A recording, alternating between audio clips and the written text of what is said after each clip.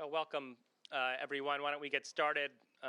Thank you for coming, and on behalf of Atlantic Council Chairman Governor John Huntsman and President and CEO Fred Kemp, welcome to this afternoon's event hosted by the Atlantic Council's Brent Scowcroft Center on International Security on the Future of Unknown Conflict. I'm Barry Pavel. I'm the director of the Brent Scowcroft Center here at the Atlantic Council, and I also wanted to acknowledge Atlantic Council Board Director Alan McArthur, who's here, Chairman and CEO of Airbus Group and Chairman of Airbus Americas. Welcome, Alan. Thanks for coming. One of the core missions of the Scowcroft Center since its founding has been to highlight security challenges and issues that are coming soon. They're not yet here, they're underappreciated, but they're likely to become much more prominent.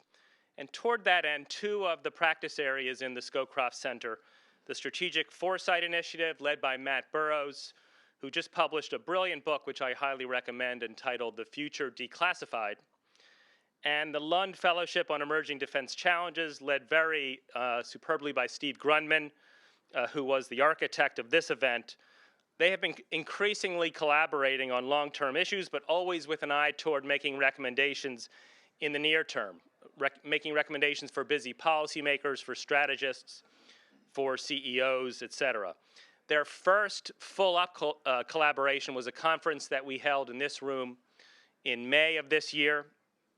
At that conference, it was on dynamic security and defense technologies.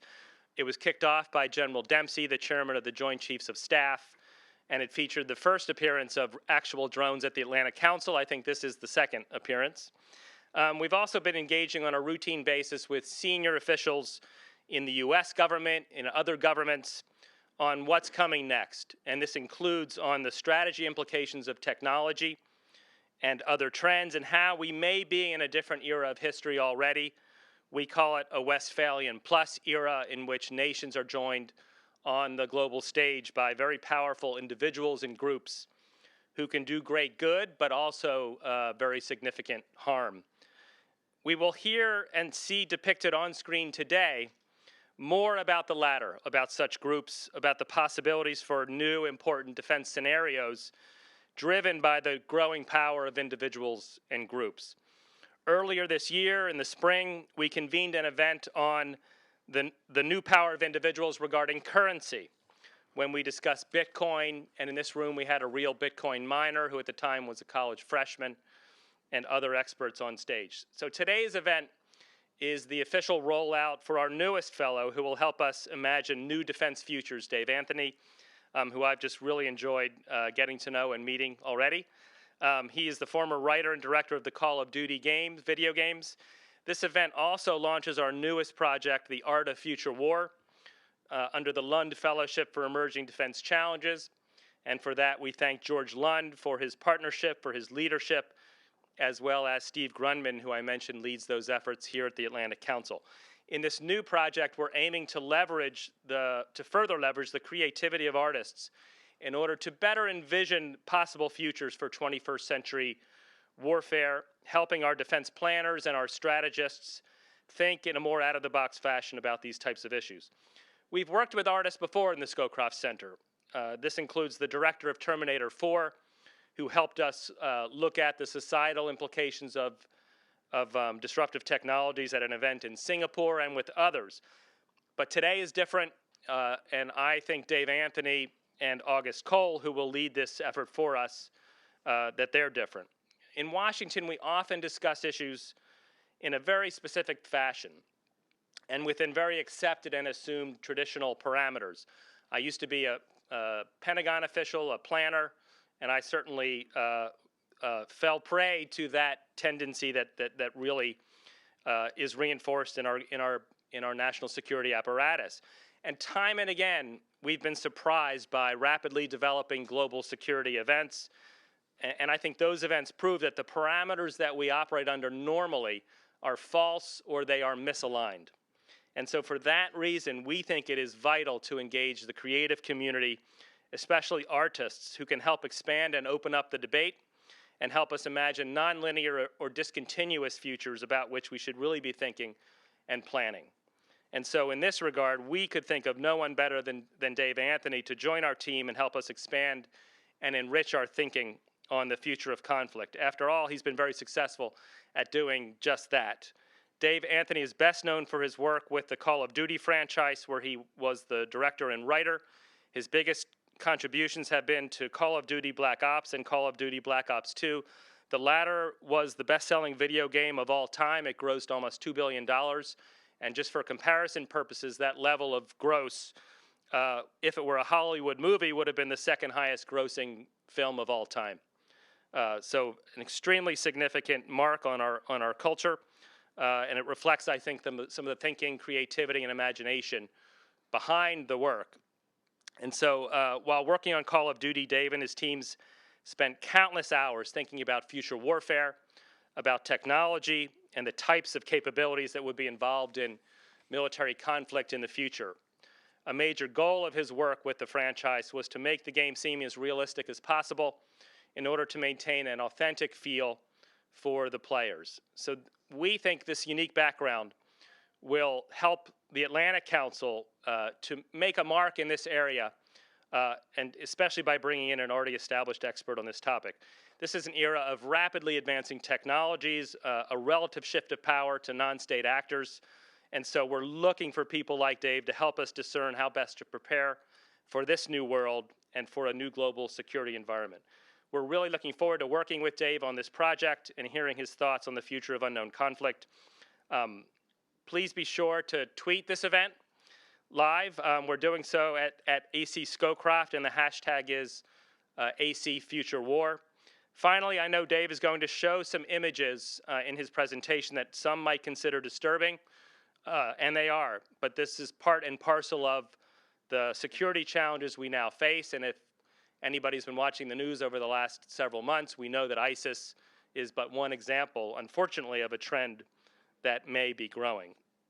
If you would prefer not to see these images, then please feel free to exit the presentation before the video portion begins, and then Atlantic Council staff will inform you when the video portion is over, and you can feel free to return. And with that, I want to turn the floor over to Dave Anthony, the new Brent Scowcroft Center Fellow here at the Atlantic Council.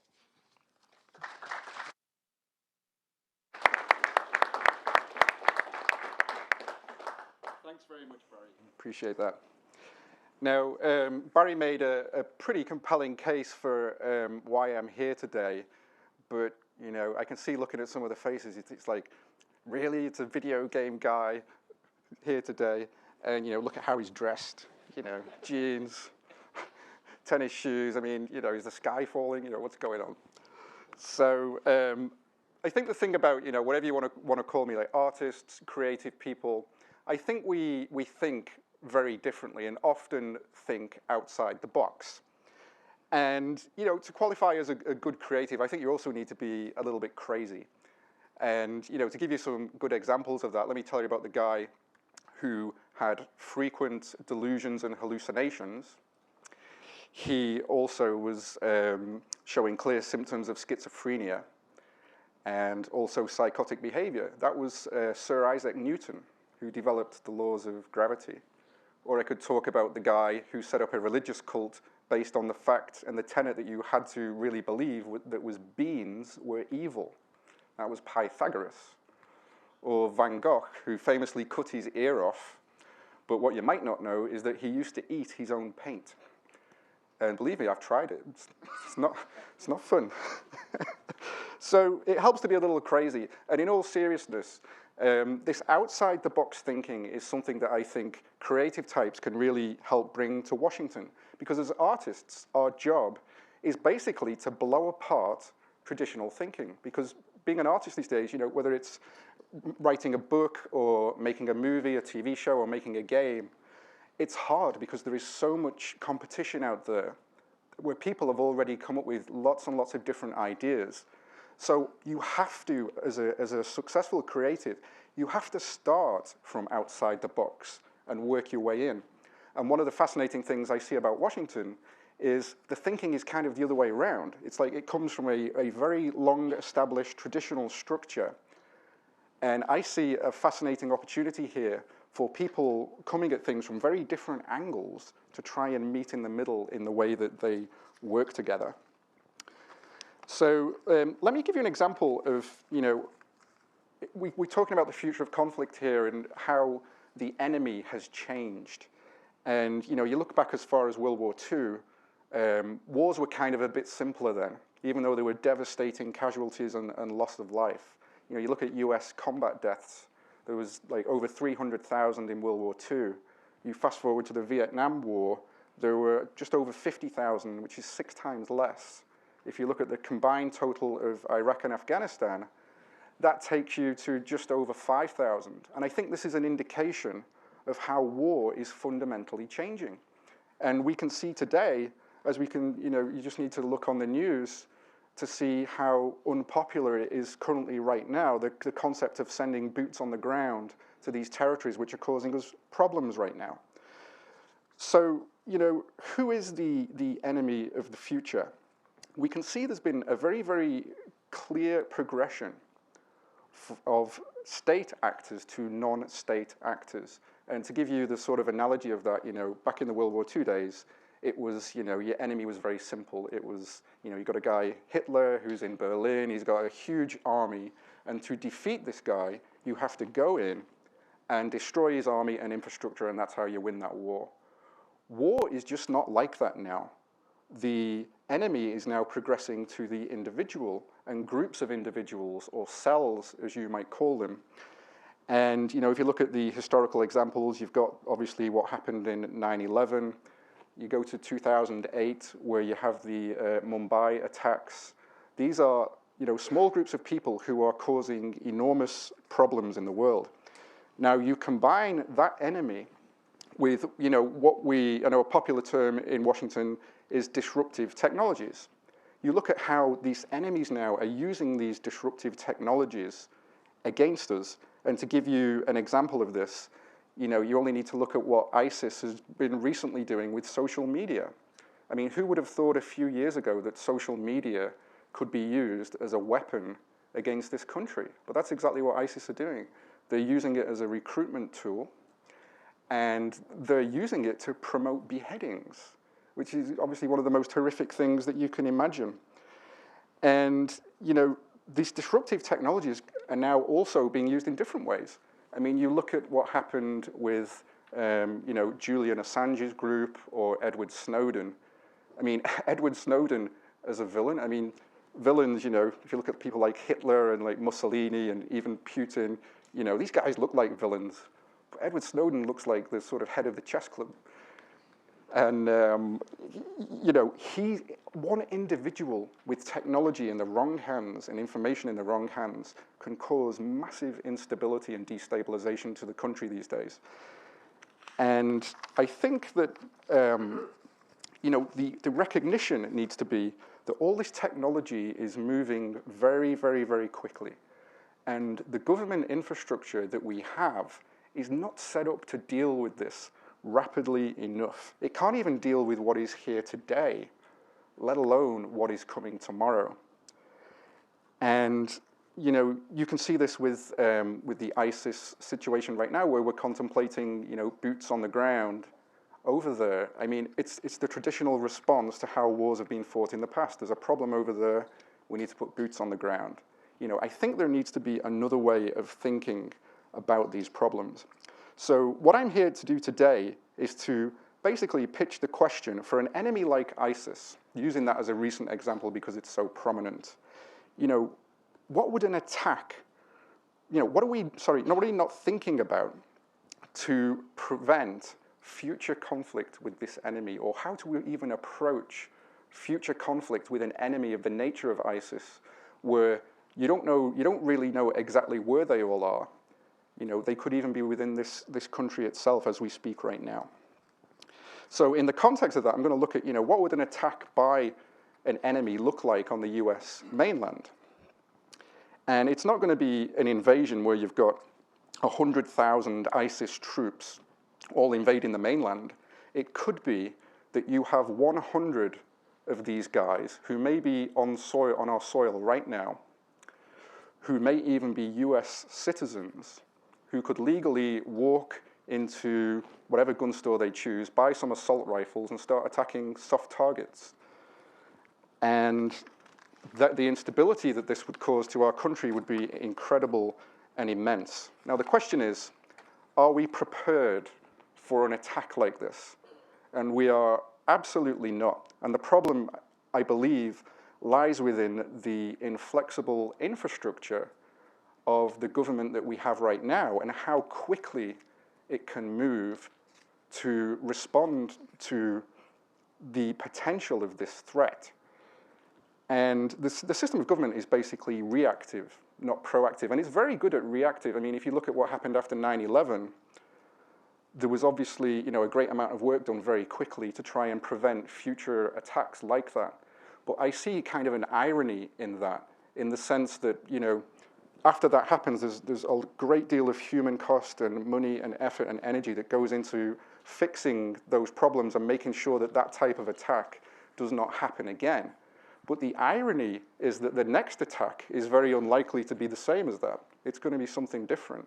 So what I'm going to challenge with today is, how can you look at putting that energy and investment into trying to help stop or help prevent something in the future happening where your instant thought might be, well, we can't possibly predict it. I want to challenge that. So if you look at the potential problems of, what would get in the way of that? Well, the first one is, it's too hard to predict what it will be because there's so many possible threats out there. The second problem is cost. The government can barely afford to cost what it's actually to have enough money for what it's actually doing right now, let alone to invest money and time into things which may never happen. And we also have to be cognizant of the sort of big brother aspect, which is obviously a very hot topic right now, in terms of whatever measures you may take to help prevent these things happen in the future, then you need to make sure that there's no perceived loss of freedoms. So how do you even think about this problem? And the way I would sort of propose doing it is to sort of think that the next attack has already happened. Assume that. So you've got to think about how could you predict it and how could you implement preemptive measures for that? Now we're going to show a quick video here, and I'll talk about it afterwards.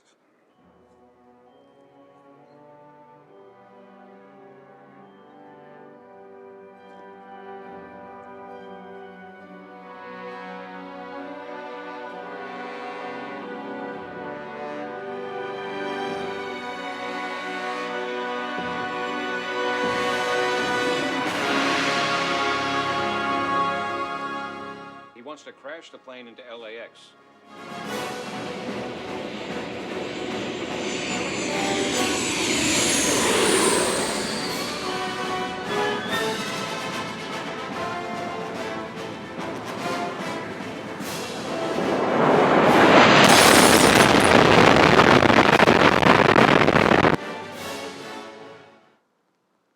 So I've had so many flight delays at LAX, I wouldn't mind crashing a plane into myself a couple of times. But so you might look at that and think, well, that was in '97, and it was a plane crashing into LAX, not into one of the the 9/11 targets. Well, there was a book in 1994 called Debt of Honor, where the plot was actually an airplane got hijacked and was flown into the Capitol building and hit it. If that's not enough, in 2001, there was a TV show called The Lone Gunman, which aired in 6 months before 9/11, where the plot was a terrorist conspiracy to hijack an airliner and fly it into the World Trade Center 6 months before it happened. So all of these ideas are actually out there right now in lots of different forms. So, and you look at the terrorist threat, it's worse than ever. I mean, this ISIS group they're kind of like the Nazi party, where they're doing lots of land grabs. They are, killing people based on religious intolerance. And this is not like Al-Qaeda. This is a well-organized group with an infrastructure that has the ability to take over lots of land. So, but what's the strategy? The strategy is, we wait for a problem to happen and then we react to it. So what I'm going to propose here is I'm going to show you a hypothetical example of something. Now, I'm assuming that most people here will remember the attacks in Mumbai in 2008. where at the hotel in India was lots of civilians were slaughtered in there. So one of my great fears, which I'm going to use as an example of this, is what would happen if this attack took place on our mainland, and I'm going to use Las Vegas as an example. And let's run video number 2, please.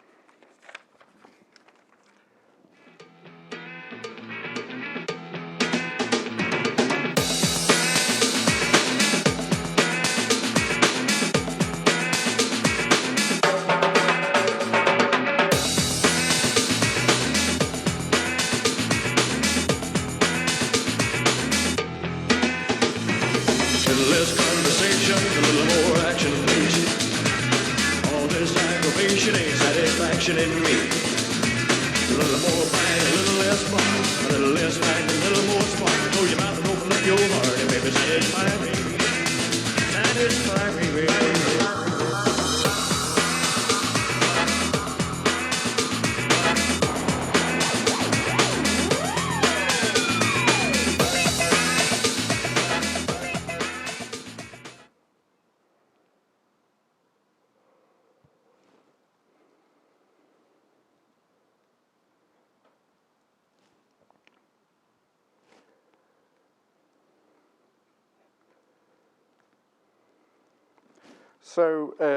So we see obviously a hypothetical example there of something dreadful that could happen, but that's just one example. I mean, Las Vegas is portrayed there, but this could happen in our schools. You know, instead of the ISIS people having guns, they could have knives and be beheading children in these schools. And they have done this in Iraq this year. The information is out there if you look for it, and they have no limits. And this is the new type of enemy that we are dealing with that may attack this mainland. So now we're getting to the crux of what I really want to talk about today, and that is how can artists and how can creative people help think about these problems, and how can we look at it? So one of the things I love about coming from a creative industry is that it's how we talk about problems. And I get very frustrated with what I see political discussions being. In fact, I used to watch CNN. This is not a dig at CNN, by the way. I think it's the same across all media. Where I used to watch CNN all the time, but I can't watch it anymore because whenever I watch these political debates, they call them debates, but they're not actually debates. They're just contests. And the actual thing that's being discussed is often not being discussed in a proactive, constructive manner. And I can tell you, when I'm making these Call of Duty games, our goal is we have to stay on top of we have to be the best in the world basically every year, the best game in the world every year. That's the objective. And if we don't achieve that, then we've failed. And I can tell you that when we discuss ideas on how we approach the problems that we need to approach for the next game, like if we were debating things like that, I mean, we'd be finished. What we actually do is we actually get people in a room from all different perspectives. And let me give you an example. For the story of Black Ops 2, which was the reason why Steve Grundman invited me here to begin with, who did we have in the room? We had Marine Colonel Oliver North. We had Hollywood scriptwriter David Goyer, who wrote the last 3 Batman movies and the recent Superman movie, Man of Steel. We had an active SEAL Team 6 member, and we had Peter Singer, who's a pretty well-known futurist in Washington, all from completely different backgrounds, all with completely different perspectives. And when you get these people debating something in a proper debate and giving feedback, in this context, feedback is not seen as a threat. Feedback is seen as an opportunity. And we need it, because no one person in that room can come up with all of the ideas to make the game what it needs to be.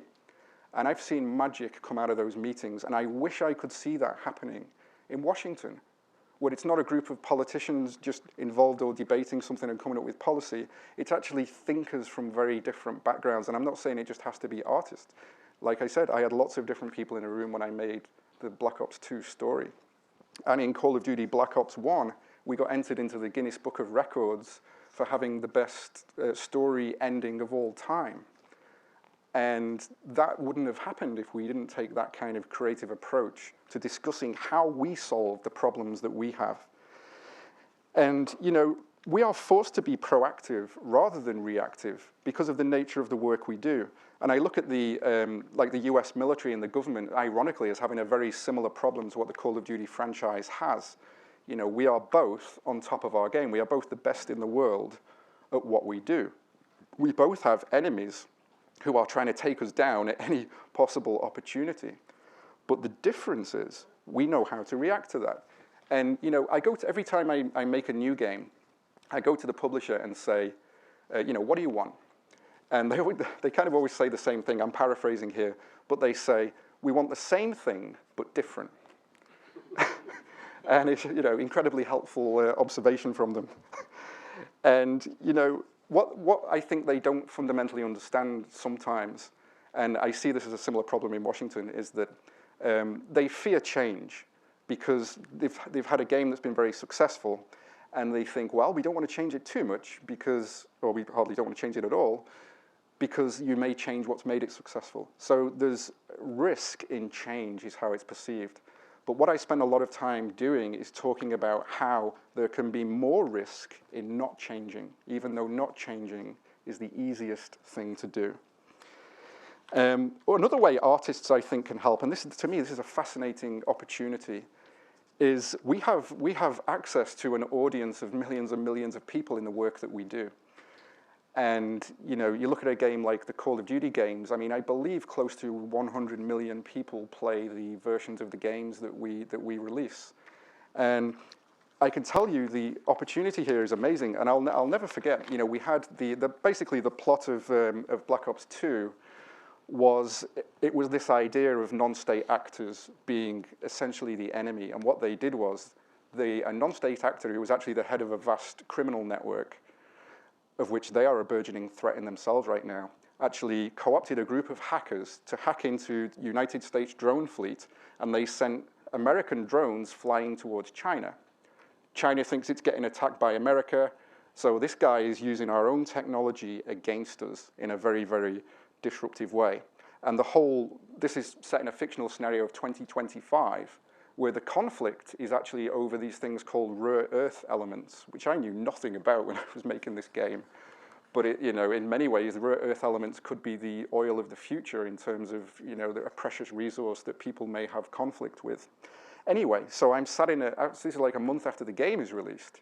I'm sat in a bar, and I hear this group of people talking next to me about rare earth elements and drones being hacked. And I'm like, my God. You know, this, and I didn't reveal who I was or anything. I was just having a great time listening to the conversation. I'm feeling quite proud at the same time.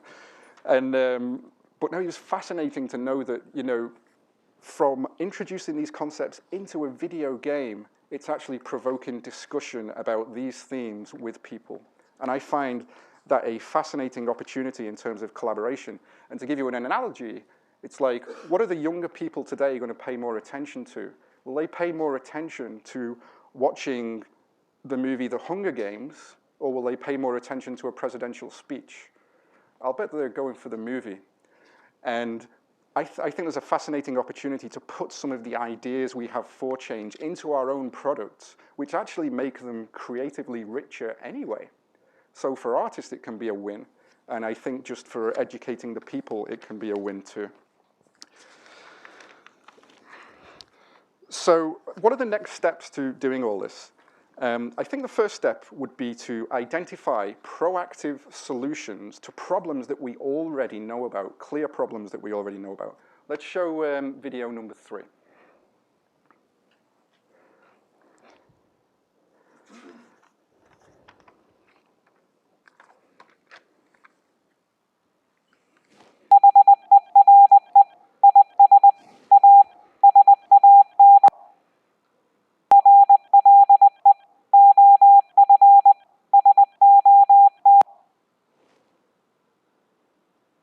Inmarsat, the global mobile satellite provider, says it will offer free basic tracking services for planes flying over oceans to prevent another incident such as the loss of Malaysian Airlines Flight 370. The British company said in a statement Monday that the service is being offered to all 11,000 commercial passenger aircraft already equipped with an Inmarsat satellite connection, most of the world's long-haul commercial fleet. So that was one that staggered me at the time, that 13 years after 9/11, we don't actually know where the planes are. And that's a little bit of an exaggeration because it's only really when they're over oceans and remote territory, but it actually turns out to be most of the planet. So this is just one example of problems that are already known about, which are obvious problems in which there is not enough effort and energy being put into developing proactive solutions for until it becomes a problem that they have to deal with. So one of the issues related to this is, it's all very well for me to be up here pontificating about utopia and, how everything could be much better and all the rest of it. Everything costs money. Now, I know this because essentially I've been running a very, very successful business which generates billions of dollars a year for the last 10 years. And I'm aware of the issue of cost and inflexible hierarchies in corporations and all of these kind of problems. So, where does the money for all this magically come from? Well, my first point would be, in some respects, you really, at this stage of the world, you can't afford not to. Because if you look at something like 9/11 that happened, if you try and put a cost to what that actually cost the country, I mean, you could look at sort of objective statistics where, the country was essentially in surplus pre-9/11. Now we're $17 trillion in debt. And I know there is not a direct correlation between the two, but there is an absolute fact that that catastrophe cost the country, let alone the human cost of the tragedy, trillions and trillions of dollars. And the next attack, whatever form it takes, will cost the same, if not more, as the world is becoming more and more unstable. So, again, people may say, well, we can't afford not to, but we just don't have any money, so we can't. Well, what could we do to sort of mitigate some of this? I think we really need to take a look at where some of the current money is being spent. And if you look at, I'm just going to give you one example. I wish I had more time, but if you look at one example in the military where there's still a vast amount of money being spent on airplanes, combat aircraft that are piloted. And, you can talk to, people have lots of different opinions on this, but there's no question that drones are becoming more and more effective and useful in terms of combat, and putting human lives on the line is becoming less and less popular. And there isn't a great deal other than lag time with drones and, obviously human intuition when you're in a very serious situation inside a cockpit. There isn't much difference aside from that right now in terms of what you can do with both. And there could be massive savings in the military in terms of how things are looked at. In terms of the ways in the military machine itself is used, I would actually propose, I'm going to use this as an example of a really controversial idea that could be at least starting a discussion point for how things can potentially change. We have a vast military infrastructure in this country. We have a problem where we may have areas in this country, like schools, for example, which may well become soft targets for terrorists. I mean, let alone terrorists. I mean, even nutcases who just want to wander inside a school and cause as much devastation as they can. I would look at the soldiers right now that we have, and I would look at, what they're doing on a day-to-day basis, and look at the needs we have for our internal security of this country, which is a different national security threat than it used to be. It has fundamentally changed because the threat now, the invasion, comes from within. So, if I give you the analogy of an air marshal, we have air marshals on planes. They are essentially, plainclothed. They look plainclothed, their weapons are concealed, but they are there on planes as security in case anything bad happens. And I can tell you, I certainly feel better by the fact that they are on almost every flight. Now, if you look at, imagine there was a concept of something like a school marshal. And these guys are US soldiers who are in plain clothes, whose job and part of their responsibility is to protect schools. And they're not walking around in camo gear with machine guns strapped around their soldiers, but they are armed and capable of dealing with threats as they happen.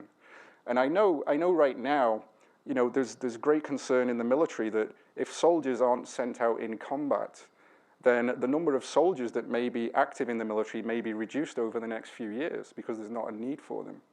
And I think something like this may also help solve that problem, where troops are being proactively used to help mitigate security in our country in an unconventional way. Now, I know that something like this, because I've seen it happen, you'll pitch an idea like this and you'll get the immediate, I call it the cookie-cut response, which is, well, that's not going to work because the infrastructure is not set up for that, or how could we possibly make that work, or that doesn't make sense, the public won't like it, they'll think it's a police state. All of these are solvable problems, and what I want to do is try and challenge people to think about these issues in a different way. And that's just one example of doing that. And it's also an example where, in terms of cost, because we're already paying for them, there is going to be extra cost in something like that, but the extra cost is at least mitigated in some form by the fact that you already have personnel who can do this. So another potential thing for next step for what we can do next is, once we identify potential new threats, we actually assume that they have just happened and think about what we would do. Like, for example, when 9/11 happened, my God, the country reacted very, very quickly. And in terms, it was a horrific event, but it was actually quite inspiring in the way that people got together and the government took proactive action to try and prevent these things from happening again. So what my point here is that if you assume something has just happened, then it puts you in a different mindset and you think about it differently. It's like, okay, well, this has happened. It's no longer a threat. What can you do? So the way I like to think about this is, we could try and think about, what are, say, 10 likely things that could happen in this country, and try and develop solutions for those. And what happens is, because we've done this time and time again on the games, when we're thinking about new things that we need to do, you'll identify a problem, and you will come up with a list of solutions for that problem. And if you do that to all 10, what happens is, you'll look at your list of solutions, and you look for problem number 1, you look at your list of solutions for problem number 2, and suddenly you see consistency. You see, oh, that solution there is actually the same as that one. And one of the points here is, in terms of realistically predicting what the next attack is, it's impossible. And that's not what I'm here for today, to try and do that. But what you can do is, if you can identify enough consistencies in solutions to, generalized issues of these problems, then you put all those together and suddenly you have solutions to thousands of different scenarios that could happen because they have some of the same core consistencies. And I'm not saying I can, or anyone can wave a magic wand and get this to happen immediately, but I think there should be discussion, thinking, and debate on this. And I think we need to do it now, because I really believe that there are more attacks coming very, very soon. One final point that I'd like to raise is basically the people. And any sort of change has to, I believe, come from within. And educating the people into what the threats are and what we may need to do to mitigate these threats, I think is really, really important. And I think the government is really, really bad at this. And I'm not here to be government bashing, but if you think of the government with analogy in terms of a corporation, like when we have a new product that has elements that we're not sure how people will respond to, what do we do as a corporation? We market it.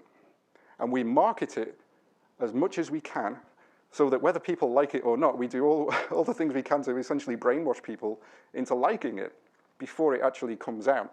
So when you have decided to make these changes, you actually have a marketing campaign to introduce them before it actually is thrust upon you.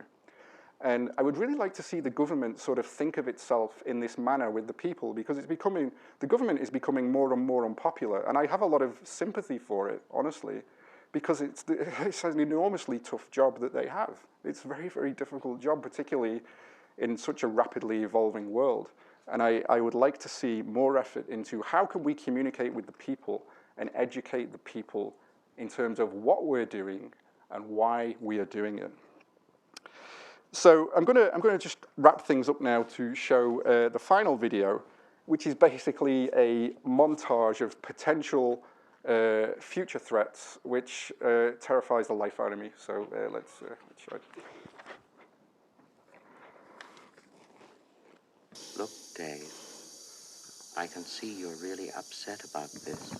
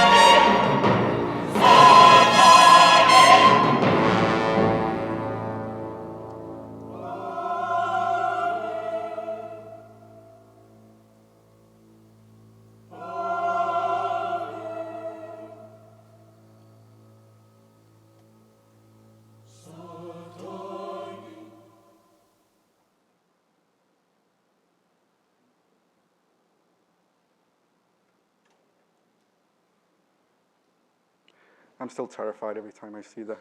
I'm not going to sleep tonight. So that's it.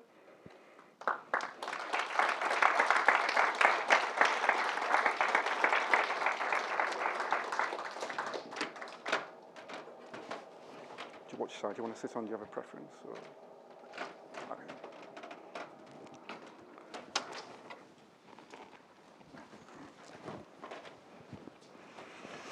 Well, I'm August Cole. I am the director of the Art of Future War project, and we're happy to have Dave Anthony here to talk a little further with us about his creative work and some of his future visions.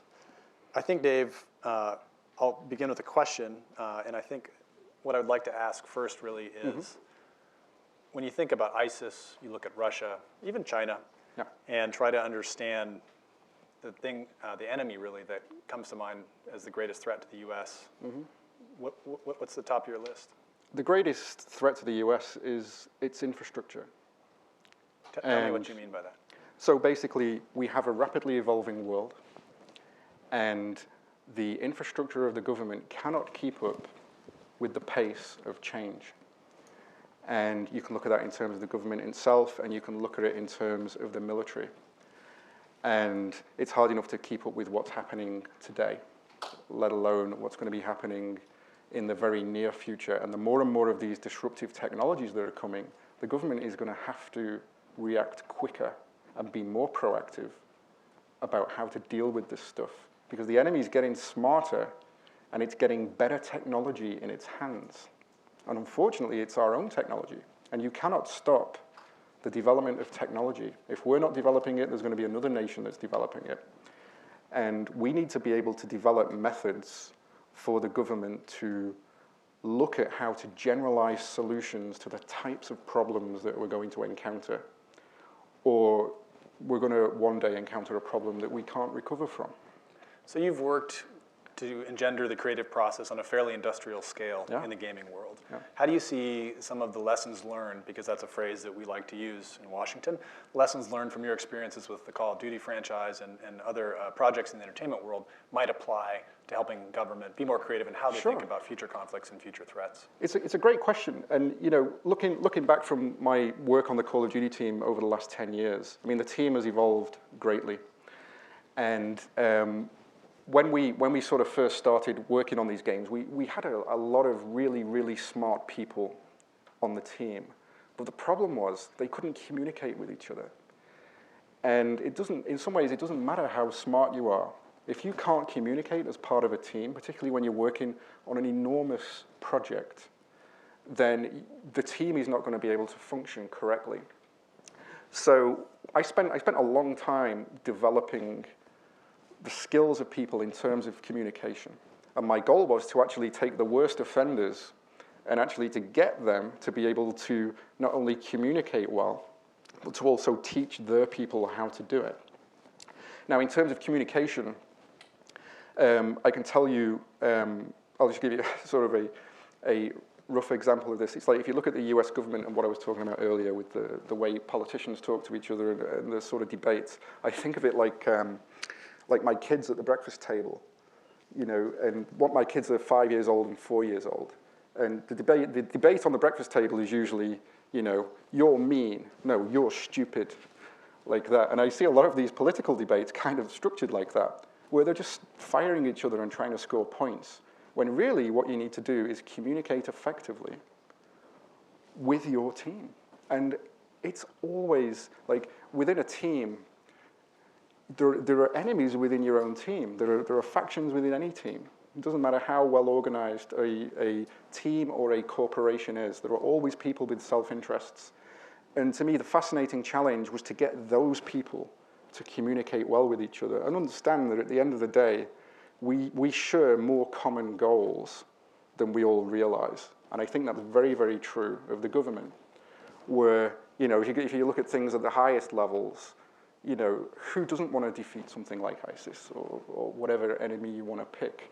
We have common interests here, even if we come at things from completely opposite angles. And the tragic thing to me is that I see some of the best magic coming from people who actually have completely opposite points of view.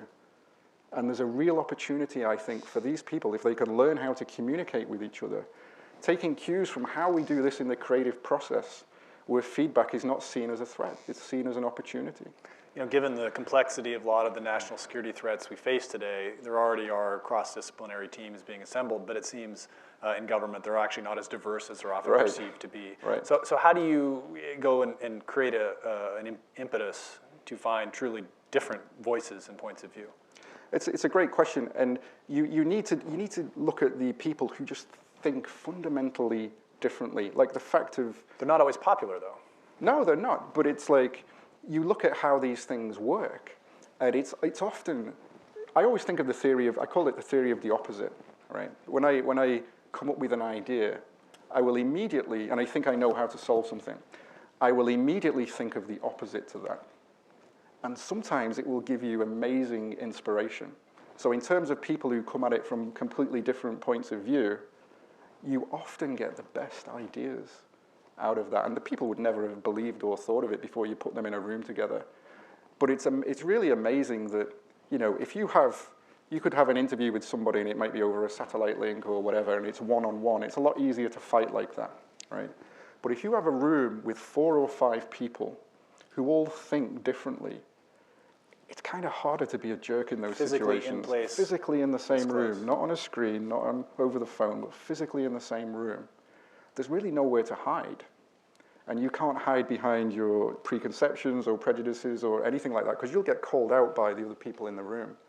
And the greater, in terms of diversity, you can make the experience of these people, I think the better results you get.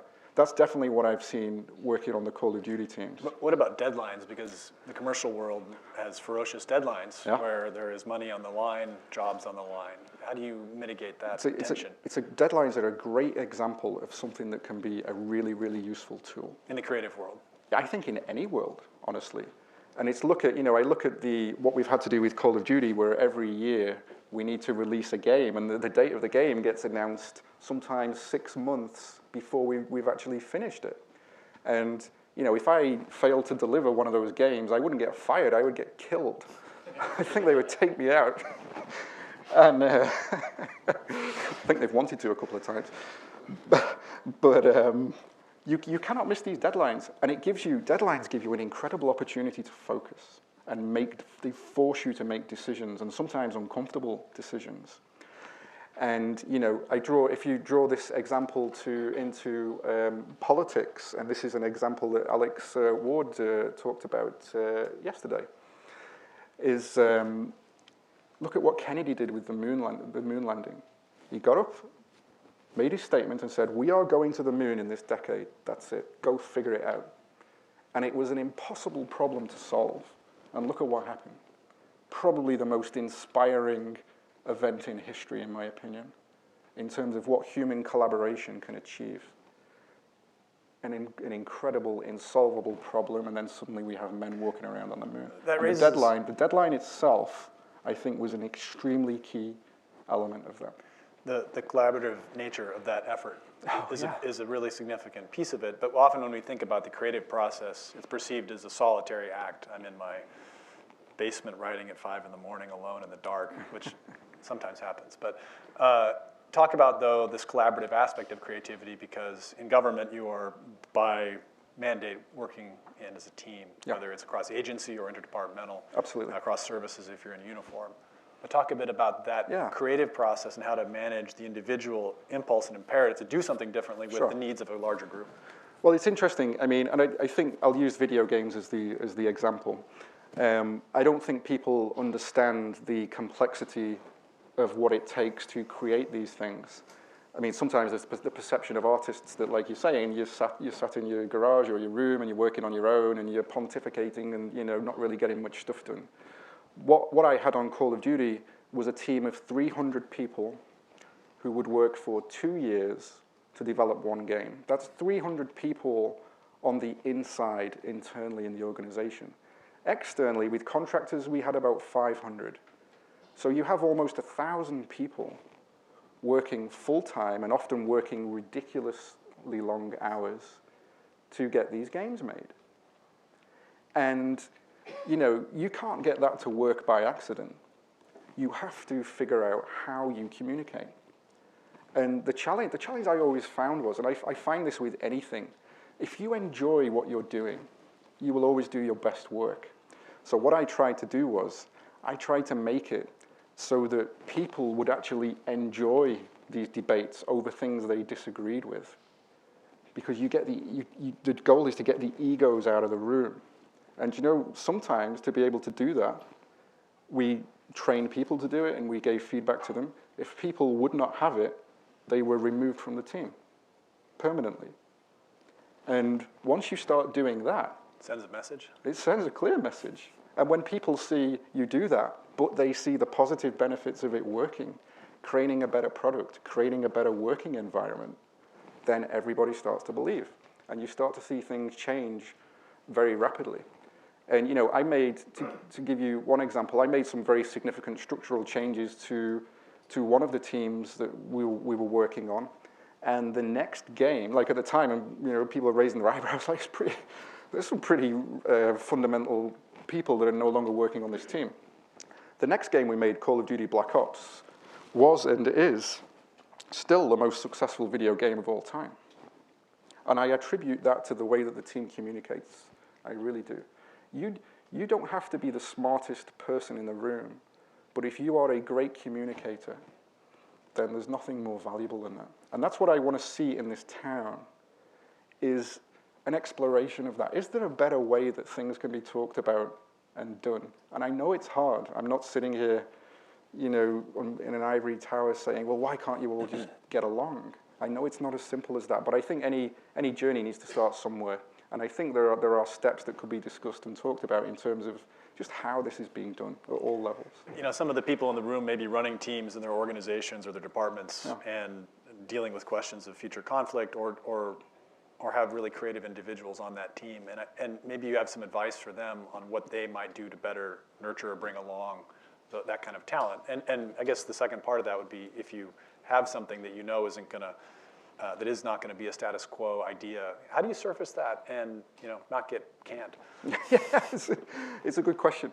I mean, the key thing I think is, and a lot of the time, you talk about communication problems. Sometimes the communication problems arise because you just haven't told them something, or you've forgotten to say something because you're already thinking about it and think, oh, well, they already know that. So there's an assumption of what people know. I think whenever you're making a decision, you need to be very, very clear and transparent about why you are making it, but not be afraid to make the decision. And there's actually one of my idols, actually, I'll just be English for a second. I am actually a US citizen now, by the way, as of last week, but I'll be English for a second. So my most inspiring manager of all time is Sir Alex Ferguson, who is the manager of Manchester United. And he's just an incredible man. I mean, my God, the guy is just a genius at what he's done. And he maintained the most successful football club for 20-something years, I think it's 26 years. And as soon as he left, the club has fallen apart. And his primary tenet about management and decision-making on teams, they've asked him, many times, what is the most important thing to you about decision-making? And all he says is, what's the most important thing to you about management? And he says, the most important thing is just the ability to make a decision. And that's what it's all about. It's about not being fearful. And it's about being transparent, explaining why you are doing things. And this is not just in terms of advice for managers down to their personnel. It's people working with each other on a peer level. Because often, a lot of these communication problems arise because people just don't know why people are doing things. Particularly when you're talking about hypotheticals and scenarios in the future that may not have a grounding in everyone's shared reality. Absolutely. Absolutely. Well, we're going to start to open it up to Q&A here because I think there's a lot of questions in the room, and we'll keep that dialogue going until 5 o'clock. And before we begin Q&A, I will remind everyone that there is a reception following just outside here where there'll be wine and cheese and a chance to talk with Dave and everyone else here that has chosen to come. If you could, yes, if you can identify yourself and your affiliation before your question. I'm Harlan Ullman at the Atlantic Council. Dave, this is fascinating. Thank you, and I congratulate Steve for this really innovative idea. Thank you. I'm going to try and challenge you to think even more out of the box and more imaginatively, with a couple of observations and also with a question, which I think is critical. Sure. I think you need to have a bigger use of history. If I said, supposing somebody simultaneously tried to infect this nation with a highly contagious disease and at the same time destroy the monetary system, you'd say, wow. Or if I said, supposing somebody set off simultaneously 20 or 30 explosions that targeted the biggest banks, members of the Supreme Court, members of the cabinet, you'd say, wow.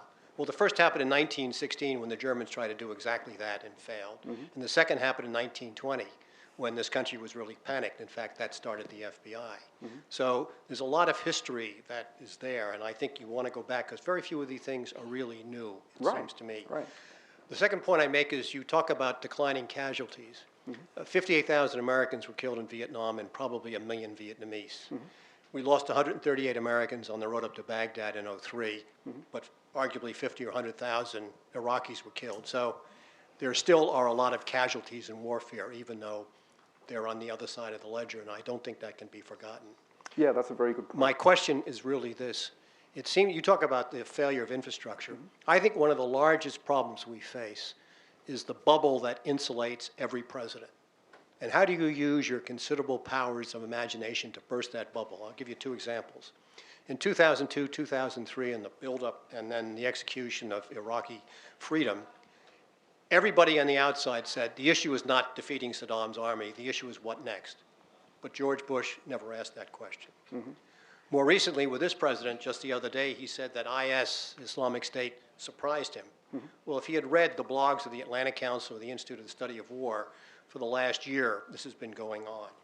Yeah, I saw a statement. The president also called in John Allen 4.5 months ago, General John Allen. Yeah. And it took him 4 months to appoint Allen to this important position. So how do you penetrate that bubble that surrounds the president to get what clearly are first principle questions, which too often we never ask? So I think that's a great question. And I think the first thing you need to do is to analyze why that didn't happen. And is the problem that the president doesn't know what to do? Or is the problem that the infrastructure beneath him is not capable of moving fast enough to be able to effect the changes that he needs to make to be able to do certain things? And one of the things that fascinates me about this subject is it's about the sort of concept of necessity. And if you look at something like 9/11, when that happened, literally the next day, even the same day, the mentality is suddenly, we will do whatever it takes to defeat this problem because the country was attacked. And then suddenly all these notions of, how quickly you can move and what can get done, it's out of the window. So the problem is not necessarily that things cannot move fast enough when they need to.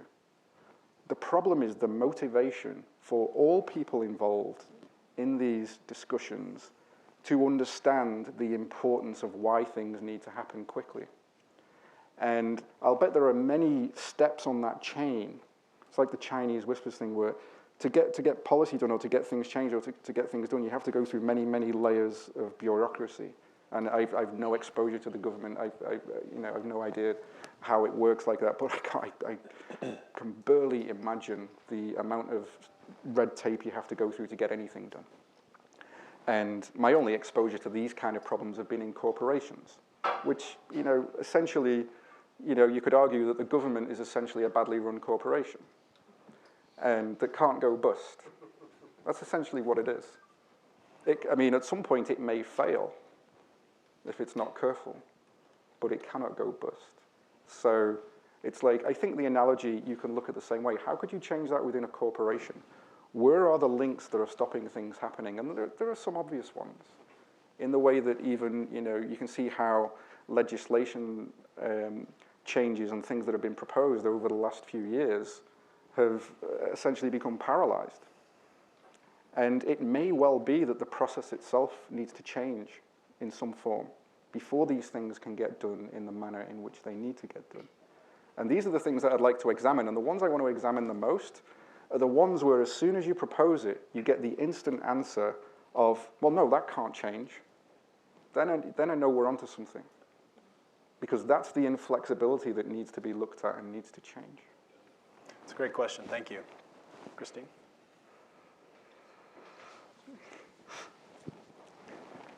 Thank you for being here. Christine Vargas Avicent. Thank you. When I think of enemy combatants, I divide them into 3 basic categories. The righteously aggrieved, some very ambitious, greedy people, and just evil and dangerous, and some combination of the 3. Sure. And we're living in a time where we've watched combat go from state-to-state warfare to modern terrorism to a hybrid, where we've got former remnants of the Iraqi army working with foreign fighters with a lot of different motivations. So my question for you is, where do you look for the human motivators leading to future combatants? And is that where you start thinking about the solutions to what they could do? I think it's a good question. And thank you for that. I think in terms of the motivation of any enemy, it's virtually impossible to predict because motivations may even be purely out of national self-interest or personal self-interest or religious interest or these kind of things. And, human beings certainly have not evolved to the state where this will potentially not be a problem. Human beings are still evolved animals, and we're learning and getting better slowly, but at the end of the day, there are going to be selfish people out there who have their own motivation, who are going to want to kill, maim, and slaughter people for their own advantage. So I would suggest that the effort should go less into trying to sort of predict what those are and to educate those people into being better, and more into Specifically, what can we do with the nation's infrastructure to protect ourselves better? And let me give you an example. There's kind of like, there's obviously America is a superpower right now, and it's vitally important that we maintain that. You know, I think at some point we need to have a good hard look at the fact that there are lots of problems in this nation right now, and there's different ways we can look at that. We can still try and do everything that's possible for the world and all the conflicts that are going on and everything else, or we can focus for the time being more on ourselves, shoring ourselves up, getting ourselves into a state where we have strength, we have the belief of the people back. You know, we don't have the perception that the American dream is dead, because the American dream is what built this country. Work more on ourselves, try and heal ourselves, and then worry more about, you know, how do we deal with the enemies on the world stage? Because if you look at something like the ISIS threat right now, this is a threat that needs to be dealt with. There's no question about that. But the way in which we deal with it, I think, is interesting. If you look at, you know, there's this debate right now, obviously, of troops on the ground. And should troops on the ground be deployed? Should American lives be put at risk to deal with this problem? Well, I think more effort and thought needs to be put into, well, who, you know, what are the other options in the region? You know, if you look at somewhere like Saudi Arabia, which I believe is the 4th biggest military spending nation on the planet, you know, is there more that Saudi Arabia could be doing right now to help combat the ISIS threat before we are even thinking about getting involved in another protracted war, of which certainly in recent times there hasn't really been a successful precedent for? Back of the room.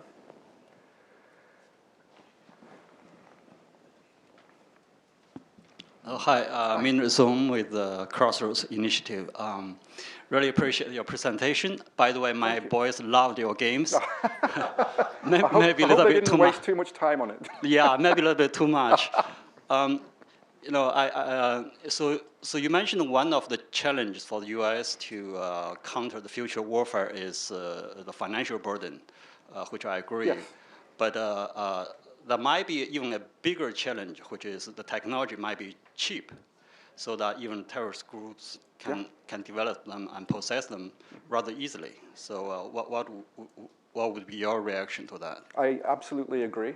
And I think this is a huge part of the problem. If I was to define the problem in terms of the enemy that this nation faces right now, it's what you're saying.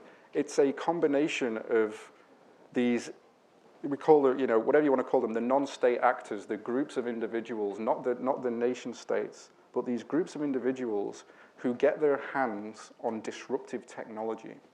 That is the enemy that we face today. And what do I think about dealing with that? What we need to do is what I was talking about earlier, where you look at all the types of threats that could happen and try and pick like the top 10. And, you know, using your example, you know, a threat could be that drones, in whatever form, get into the hands of the wrong people. And it could be, you know, the very game I made, Black Ops 2, this was the storyline, where the drones are actually hacked into in terms of that's how they got them. But it kind of doesn't matter how they get them. It's like they could make them themselves, they could hack into them, whatever it is. How do you mitigate against these threats? Well, you have to lay out the most likely ones, and then you have to lay out the solutions to the potential solutions to mitigate against these problems, and then see where you see common ground. See where you can see consistency in solutions to all these different types of problems, and try and attack those first. Because the important thing to do is that there are so many things that can potentially change that you don't know which to attack. So you can't attack them all at the same time. So what you have to do is, this is what we do in the business world when we're making the games. We look at the most important things we need to do, and we prioritize. Because you can't fix everything at once. You can't afford it. You don't have the manpower or the infrastructure to do it. So you pick the most important things that you believe you need to change, and you attack those first.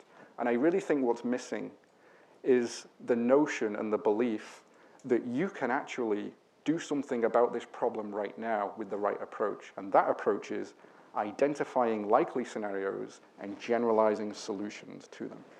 You're also talking about narrative and about belief. I mean, Yeah. I think that's an important point. Thanks. Jacob Markish, Renaissance Strategic Advisors. It really resonated to me as you were discussing just now what we often do in DC, whether it's consultants or government, which is scenario analysis and trying to imagine and predict alternate future outcomes and then how to deal with them. Could you tell us a little bit more about that process? Yeah. And you told us about the several different folks you had in the same room from very different backgrounds, whether it was government, military, futurist, technologists, otherwise. Are there certain techniques or strategies or structures that you use to develop a number of different ideas, concepts, then you down-selected? Yeah. I'd be really curious to hear. And also if there's anything on the drawing room floor that didn't make it into the game that would have been an alternate. If you had any favorites or... That would be confidential. But it's a great question. And let me give you, we have lots of different techniques when we get groups of people together to challenge ourselves to come up with the best ideas and the best future scenarios that we can think of. And I touched on this very briefly in my initial discussion, but I'd like to expand upon it because it's a concept that fascinates me. And it's my theory of the opposite. And it's like when someone pitches an idea, and this has to be in a room where there is no fear of rejection. And the way I confront that is when I get people together who I think there may be a possibility of this, where people may be nervous about certain people in the room not liking their ideas, I confront that head on with everybody present and say, look, there's going to be lots of different ideas pitched here. None of them are right or wrong.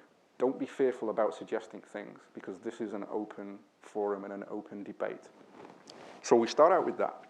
And then my personal favorite is this theory of the opposite. And I can give you a real world example of where we got to with this. It's, we're talking about drones, and we're talking about, what is the threat to the country going to be?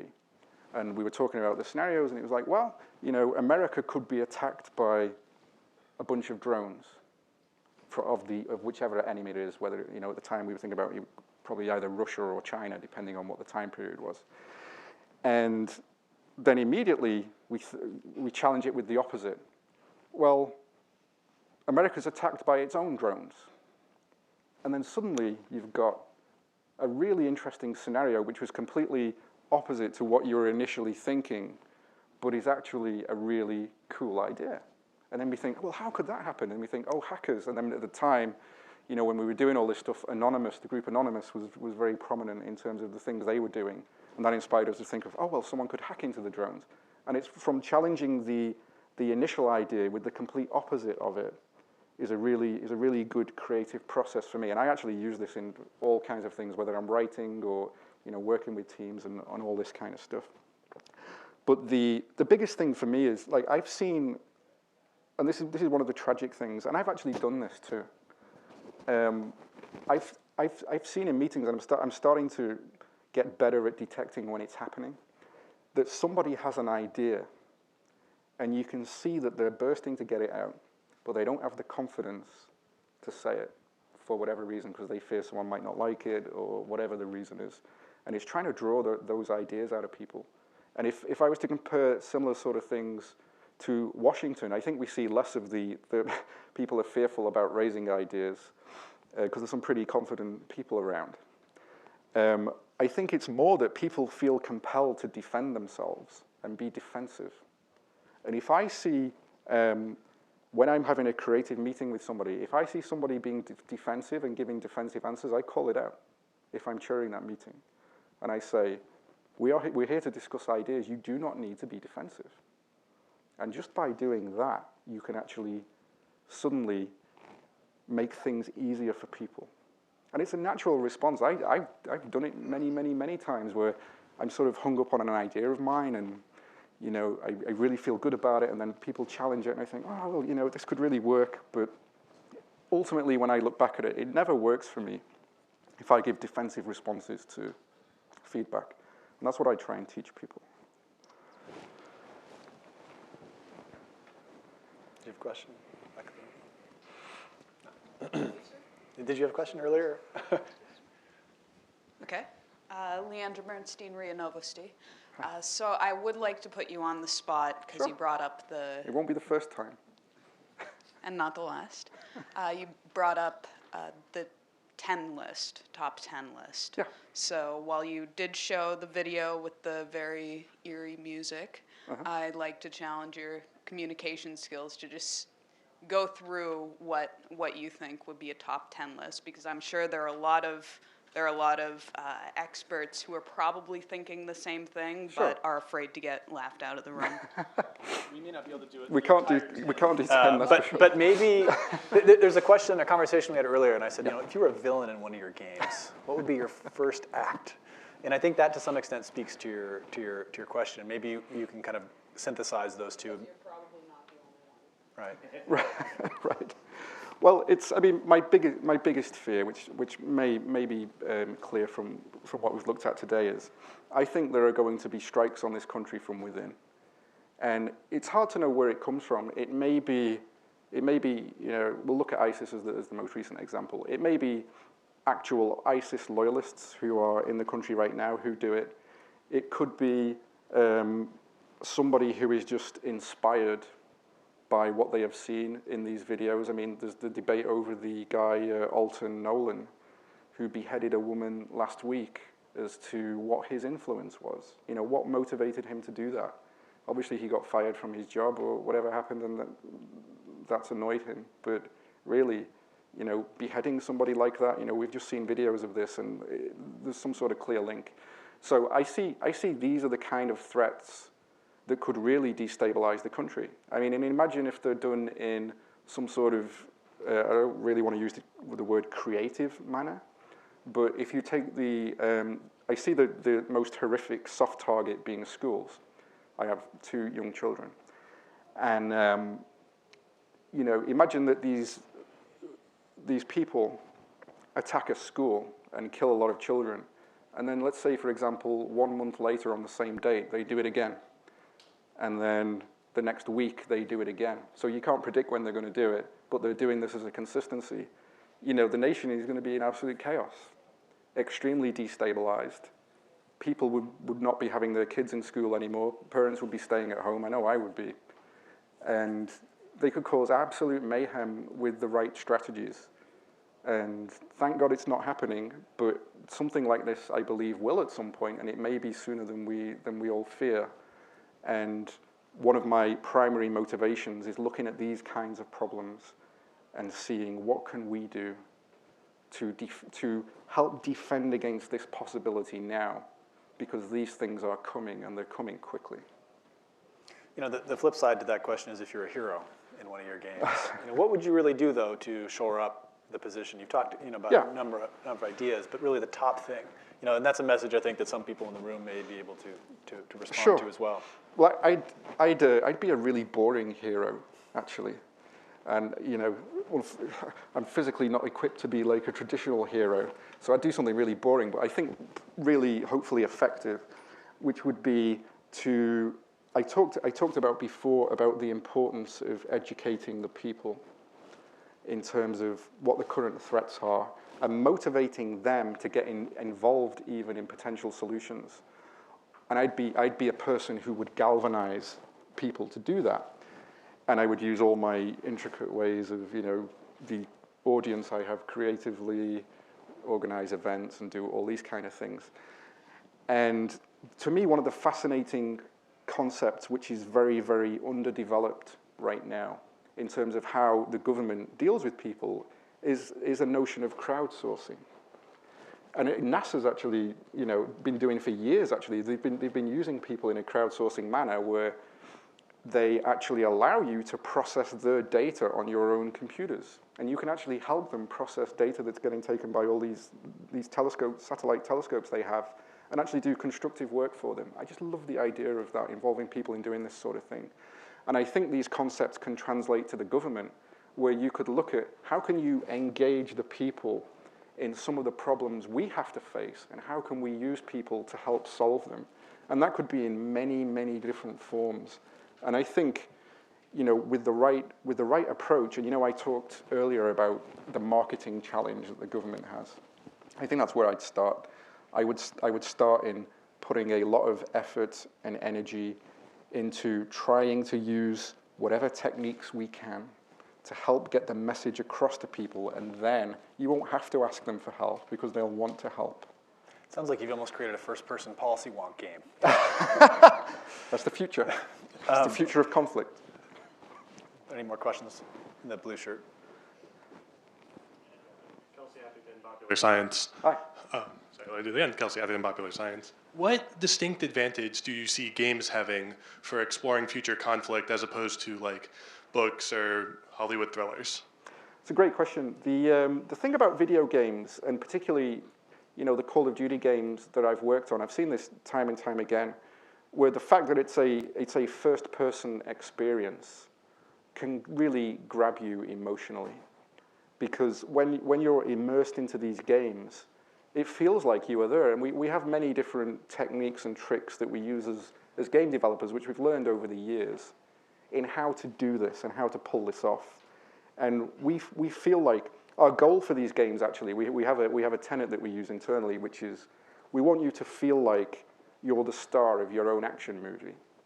And that's how we approach it. We try and get you involved emotionally into an immersive experience. And I don't think you can do that in the same way with something like a book or a movie or a TV show.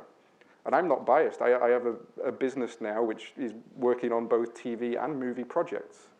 But I still believe that in video games, you have an opportunity to give the player an experience which you can't achieve in other mediums. And I think, it's one of the things I think we will see develop even further, because there's lots of technologies which are on the horizon which will make the experiences even more immersive.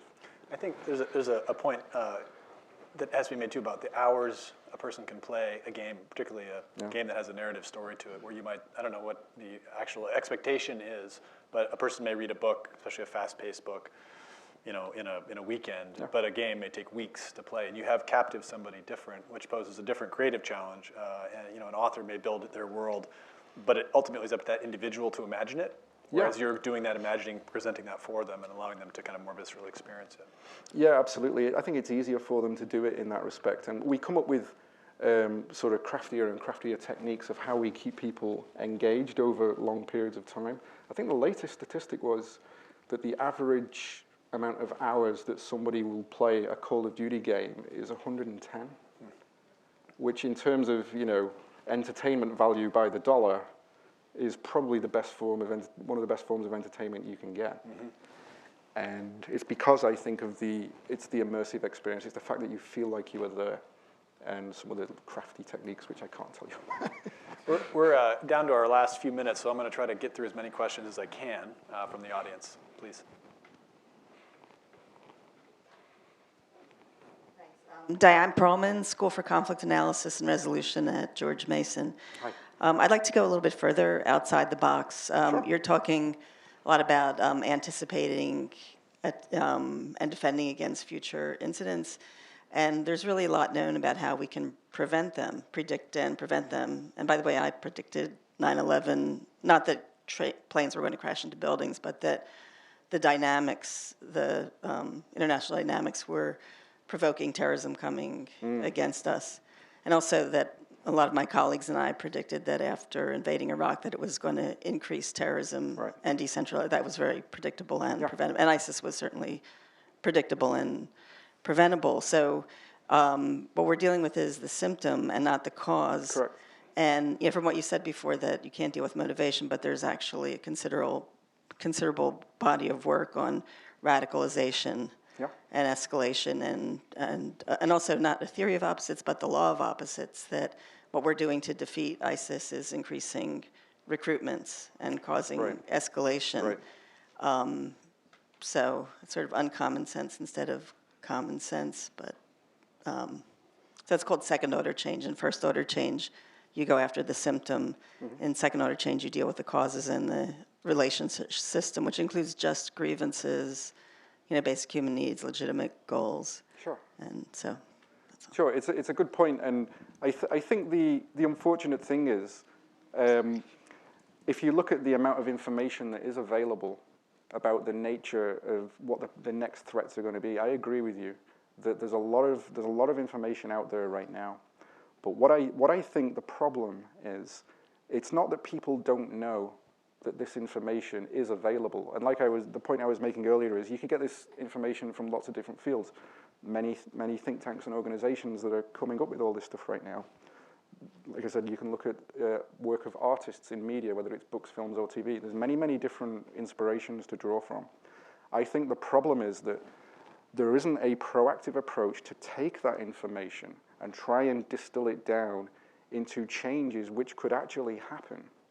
And I think somebody or some group or something needs to take responsibility for that problem and actually help to work on the current infrastructure that we have to be able to motivate people to do something about it in the same way as though an attack had just happened.